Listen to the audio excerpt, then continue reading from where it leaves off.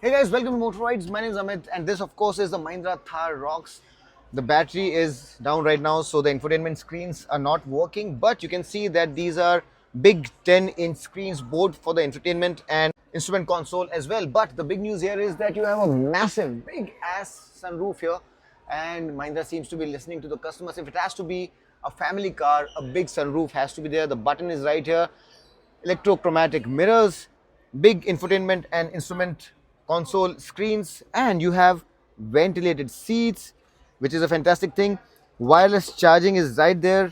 Of course, the power and torque figures are very familiar with us. You have the 2.2 liter diesel and the 2 liter petrol with the power output, which is similar to what you have seen on the Thar as well as the Scorpio. The glove box is not all that big, it's rather small. You have this little plate here, which we have seen in the Thar as well. But the big thing is that the materials here are of a higher order than on the Thar, and the audio system here is also of a higher order. You have Harman Kardon audio here, and the fit and finish is fantastic. You have these handles here to get inside the car. The steering wheel also seems to be a lot more premium. It's leather wrapped, and you have these circular air vents, AC controls. As you can see, 2 high, 4 high, neutral and 4 low buttons here. Electronic parking brake, and you have this adjustable armrest with some space to spare here, 2 cup holders and perforated seats. This seems to be leatherette, not leather. Then you have this handle here as well. Overall, the fit and finish and the quality of this car seems rather good. For an off-roader, you also get these metallic pedals with studs, which is a bit of a surprise for me. But do have a look at the dash right here and do let us know what you think about it. It's very, very well equipped.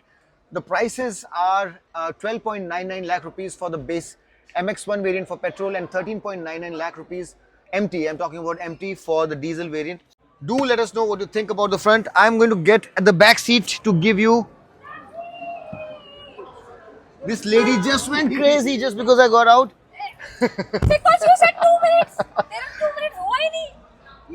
She's complaining, but I think. ये देखिए मेरा phone भी मैं भूल गया था वहाँ पे. So as you can see, you have a decent amount of knee room. Myself being 5 feet 10, you can also have a look at the amount of headroom I have. And all 3 passengers don't get an adjustable headrest. You have adjustable headrests at the extreme ends. The seat seems to be reclining, which is a good thing. So comfort has been taken care of. There is a central armrest with 2 cup holders and Isofix child seat mounts are also there. I can also see a proper 3-point seat belt for the third passenger. Really pardon me, because you know it's like a circus right here, and we really have to rush really hard to figure out what the car is about. You have AC vents at the back, a Type-C USB socket, and there's some space to spare for your wallet or cell phone. The seat back is scooped out. There is some space for the feet. I won't really say it's very generous, but for my size, I think it's more comfortable than a lot of other cars that I've sat in. One really interesting thing here is that the windowsill is quite low and the view out is really big and wide. You have this door handle right here. Then you have these reading lights here, retractable grab handles for the passenger and a coat hook. I would say that you can seat 3 here abreast for short to medium journeys, and the central part here, despite this being a 4-wheel drive car, there is no transmission tunnel, so that should come as a really convenient feature for a lot of you. Now the specs are still not out, but I think that this really passes for me as a comfortable family car. If you want to be using this purely in terms of space, I don't know about the suspension yet, but in terms of the space inside, in terms of the amenities inside, this having a sunroof and the quality of the headliner, all of those things, seems like Mahindra have done a fantastic job here. Let's also get back and have a look at the amount of boot that we have. The door, by the way, opens at a 90-degree angle, and you also have a footboard, so getting out and in, although not the easiest, is manageable. The quality of the materials, the fit and finish, all of that is definitely 1 or 2 steps up over the regulation Thar, and the pricing is fantastic. Let's now get to the back and see how much boot space we have. Now as you can see, there are similarities with the Thar. This is the automatic version, you have the spare wheel seating here, and since the rear windscreen is up, you cannot put it down. So if you really want to put it down, you have to open the rear door and then put it down. So that is one similarity that you have with the Thar. You have an LED high mount stop lamp here, and the rear lighting is all LED. The blinkers as well as the reverse light and everything else is all LED. So that's one good thing. Now the boot space has not been specified in terms. Now the volume has not been specified to us, but you can have a look at the amount of boot space that we have here. Now I cannot really let you know how good it is, but I think it's good for maybe 2 big suitcases and a couple of small ones.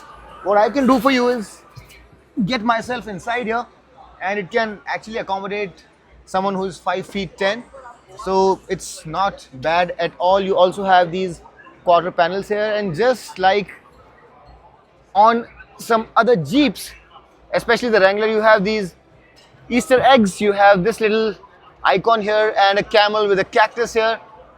So Mahindra is going all out in replicating what Jeep does with its cars, and this honestly is more of a quick walk around video where you have to see things, visualize things all by yourself, because there is very little information that has been given to us.